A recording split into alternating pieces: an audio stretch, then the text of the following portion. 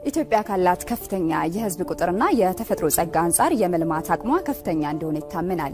መንግስት ሁለንተናዊ ልማትና እድገት እውን ለማድረግ ከዚህ ቀደም የተዘነጉ ዘርፎች ላይ ትኩረት በማድረግ እየሰራም ይገኛል። ለዚህ እንዲያግዝ በሚል ነው ሀገር በቀል የኢኮኖሚ ማሻሻያ ዋና ዋና ያላቸውን የኢኮኖሚ ምሰሶዎች በመለየት እየሰራ የሚገኘው። ግብርና፣ ኢንዱስትሪ፣ ቱሪዝም፣ ማዕድንና አይሲቲ ወይም ዲጂታል ኢኮኖሚ ናቸው።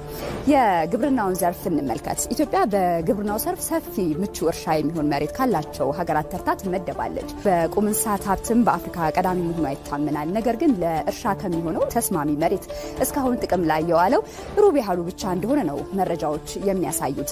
በመስኖ የመልማት ከሚችለው 2.7 ሚሊዮን ሄክታር መሬትም 15 በመቶ ብቻ ነው መልማት የቻለው እስካሁን ባለው ማለት ነው። ይህ ማለት እንግዲህ የምታመርተውን የሰብልና ወደ ውጭ የምትልከውን የግብርና ውጤቶች በእጥፍ ይጨምረዋል ማለት ነው። በተመሳሳይ ለሀገር ውስጥ እንዲሁም ለውጭ ገበያ የምታቀርባቸውን የእንስሳት ተዋጽኦም በዚያው ልክ የሚያሳድግ ነው የሚሆነው። ከዚህ ቀደም ግብርናን በዚህ መንገድ ብንመራው ኖሮ አሁን የምናየው ውጤት ማየት እንችል ነበር። አሁን አምና የነበረው ምርትና ዘንድሮ የምንጠብቀው አይገናኝም።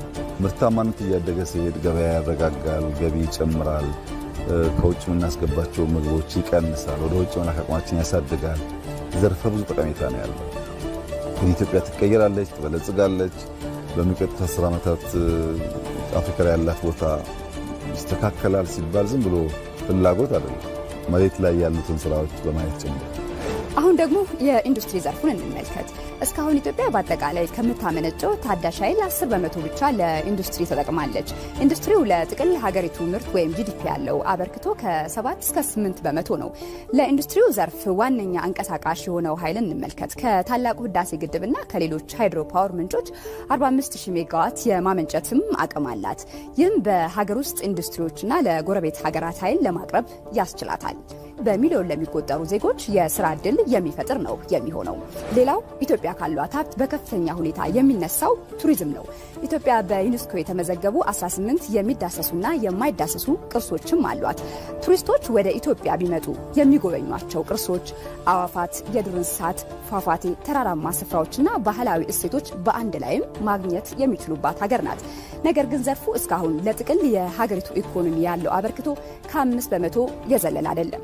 ያላትን ሀብት ግን በአግባቡ ማልማት ከተቻለ በአመት ከ10 ቢሊዮን ዶላር በላይ ማግኘት የሚያስችል አቅም አላት። በተለይ ቱሪዝም እሴት ሰንሰለቱ ከፍተኛ በመሆኑ በአካባቢው ላሉ ሰዎችም የስራ ዕድል በመፍጠር ኢኮኖሚውን ተጠቃሚ የሚያደርግ ነው የሚሆነው።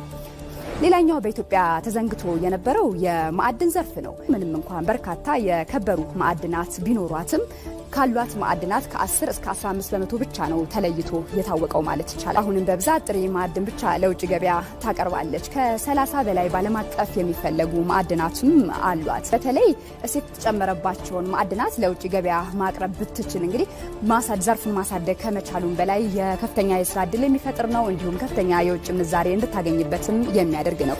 አይሲቲ ወይም ዲጂታል ኢኮኖሚ ደግሞ እንመልከት። በኢትዮጵያ እስካሁን ከ20 እስከ 25 በመቶ ኢንተርኔት ጥቅም ላይ ውሏል።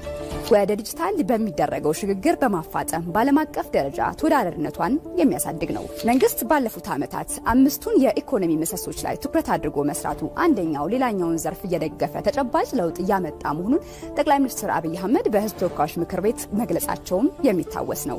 እነዚህን ዘርፎች በአግባቡ ማልማት ከተቻለ ካለው የመልማት አቅም አንጻር ኢትዮጵያ በጥቂት ዓመታት ብቻ መካከለኛ ገቢ ካላቸው ሀገራት ተርታ ማሰለፍ ይቻላል።